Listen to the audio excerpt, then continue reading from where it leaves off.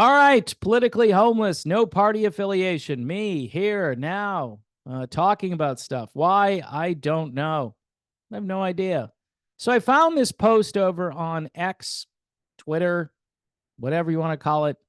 Political sock, right? Pretty good name. I like it. By the way, he says, I'm still pissed at you idiot MAGA supporters for nominating Trump when virtually every option was better. I don't know about that, but yeah, you got to look at certain factors, right? So, say Nikki Haley, who essentially is in second place in the primary now, I think she's got delegates. She doesn't have a lot of delegates. She probably has 10 delegates or something, but she's won some delegates. And I think DeSantis might have a delegate or two. I don't know. DeSantis was the guy I wanted. Um, I was toying around with Haley for a couple of weeks, but the neocon thing is just too much. It's too much. Nikki Haley wrote her name on a bomb that they're going to drop on Gaza. All right. So I don't care how pro Israel you are. I would never write anything on a bomb that says finish them. That's what she wrote. Finish them. Like finish them off. That's brutal, man. That just takes a certain level of just what's the word I'm looking for? Barbarism in your soul. I don't know. So anyway, let me read this because it's good stuff. You probably can see it already. But anyway, he's still pissed at MAGA supporters. We warned you that Trump was vulnerable to this sort of abuse, meaning what happened yesterday. Now, yeah, I think yesterday was kind of a sham. It was. If you're going to get Trump, you should get him on something of substance. J6, that Georgia thing doesn't look good where he called the governor looking for votes, called the Secretary of State saying, all I need is like, I don't know, like 12,000 votes. I'm not saying you should find those votes. All I'm saying is that that's what I need. All right. And, they've got Trump on the phone call saying that to me is worse than money, hush money, whatever you want to call this. Is it hush money? It's a non-disclosure NDA, but it's seedy because Trump was involved with this kind of thing. And everybody is sort of looking the other way, like, yeah, so he slept with a porn star while his wife was pregnant with Barron, right? That's what happened. Oh, well, we're not voting for a pope, Dave. We're not voting for, pastor. We're voting for just, the leader of the free world, man. And, he kind of gets into some stuff. Maybe he shouldn't get into this stuff, but we love him because of it, because he's one of us. Love the people. He's one of us. I mean, he sits on golden toilets for crying out loud. How is he one of us? Um, but political sock, he's had enough. He says, I'll vote for him now to fight the corrupt Democrats, but he's unfit for office. He should never be near the White House again. Now, this really opens the door for the big question that needs to be answered. Who is going to be Donald Trump's vice president, right? Who's going to be his running mate? You know why that's important? Because the corrupt Democrats are going to throw everything at him if he were to actually win in November, which I don't know if he will. I've been toying around with the idea of RFK. I go back and forth, and people will smack me and say, does he really have a chance to win like everything? And I'm like, not in a three-way race. He just did a whole bunch of commercials saying if either Biden or Trump would drop out, then he wins in a landslide. If Trump drops out, RFK wins in a landslide against Biden. All right.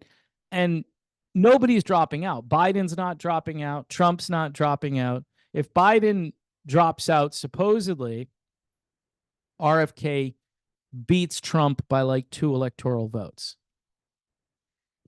I don't know if that's going to actually happen. That's a little bit too close for comfort. And again, if Biden were to drop out, he'd have a replacement. And this is my view on that. If the Democrats run someone with a pulse who can speak the English language clearly and who isn't talking about, the month of June every day and talking about kids that need puberty blockers every minute and every hour, there might be a chance that they would win, and it would be a pretty big chance, quite honestly. I think if Joe Manchin could have gotten the nomination, he would beat Trump. I mean, there's a lot of people out there, I think, who are less toxic than Joe Biden, and believe me, their agenda is still ridiculous, and I'm not telling people that I'd vote for that. I wouldn't. But if you want to win, you would replace Biden, because the only candidate who is going to struggle to beat Donald Trump, I believe, as a Democrat right now, is Joe Biden. If Gavin Newsom, who is basically Justin Trudeau on the left coast, right? If he got into this, he's charismatic, he's thoughtful, he speaks in liberal idiom, he uses all the buzzwords, and he just knows how to press everyone's buttons to get them fired up about the worst kind of things, right? Just an absolute socialist, Marxist, just he's one of the worst governors in the history of the country. But here's the thing, same thing with Gretchen Whitmer. If you put either one of those people in, they would probably beat Donald Trump, because the Democrats can't stand Biden. And half of the Republicans don't really like Donald Trump. Well, let me say this, not half, but it's a pretty big percentage, even after yesterday. So Political Sock, right, says that Trump shouldn't be near the White House again. Only the corruption of Joe Biden's party and the acid bath just applied to the rule of law could make me vote for the narcissistic orange buffoon. I'm happy about none of this. This is crazy stuff, because we're not voting for anything. That's why RFK, people will say, and they're right. If you vote for RFK, you're actually voting for something. He's got ideas. You may not agree with all of his ideas. He's talking about things that politicians don't talk about, like toxic water and poison in the food and things like that. Those are important issues, right? We learned in 2020 that the government and the FDA and the CDC and all the other alphabet soup agencies that supposedly handle health issues are really not concerned about you or your health. In fact, they just want to make money for their partners over at Big Pharma.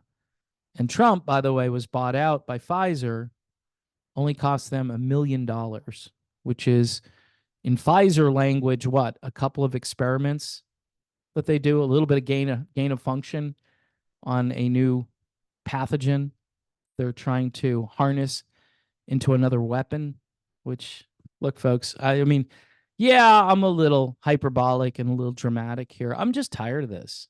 And so is this guy. He's happy about none of this, but it's a political reality. He's reached the end of his political sock. He's got no foot left for this. And this is kind of where I'm at right now.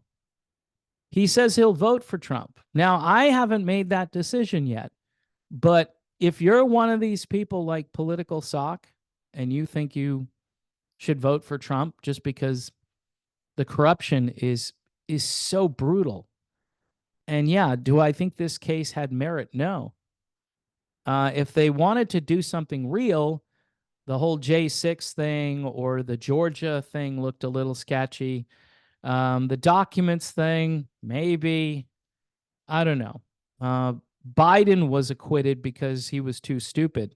They basically said, yeah, his memory is shot. So, we're just going to let him off the hook. He couldn't even identify, just family members. We were asking him questions about different people in his family, and he couldn't remember those things, whereas Trump apparently can remember some things.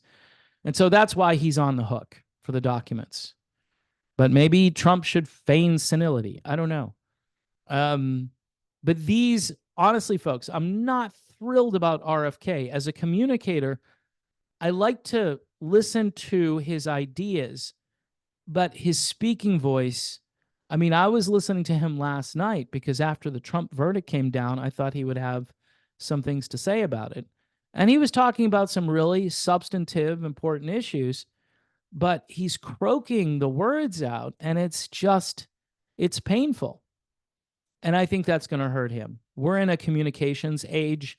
Not only do you have to be a really good communicator, but you have to be even just better than average. And in Trump's circle, people are just, yeah, Donald Trump is the great communicator. I'm just laughing because he says ridiculous things. And apparently people think, he's playing 4D chess, even with the way he talks. And Biden,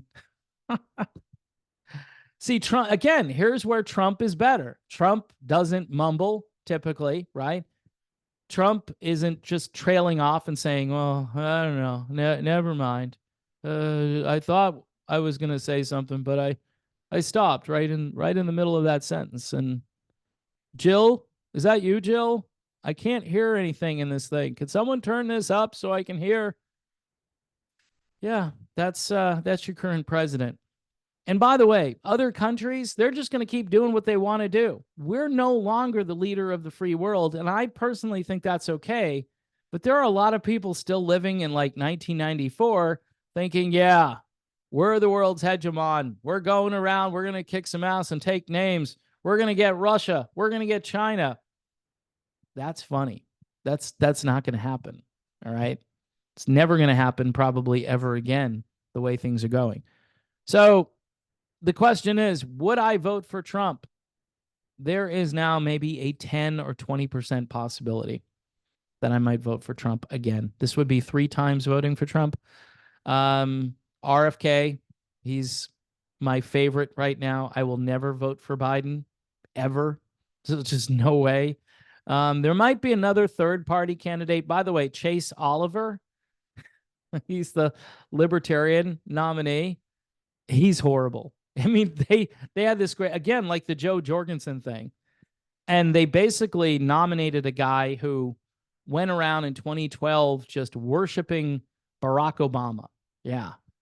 And he was also seen wearing masks like outside and just crazy stuff during the pandemic. And obviously, he did not take a libertarian approach during the lockdowns. And I thought for sure that the libertarians would put out someone who is just hardcore, like real libertarian, right? But again, we got a libertarian instead of a libertarian. And that's too bad because that's an opportunity that was missed. Again, the Libertarian Party, they're not going to win anything. If they get 2 or 3% of the vote, this time I think if they get 1% of the vote, they're going to be lucky to get 1% because Chase Oliver is not really a good candidate. All right. Adios, America, as Ann Coulter once said, and I will see you soon.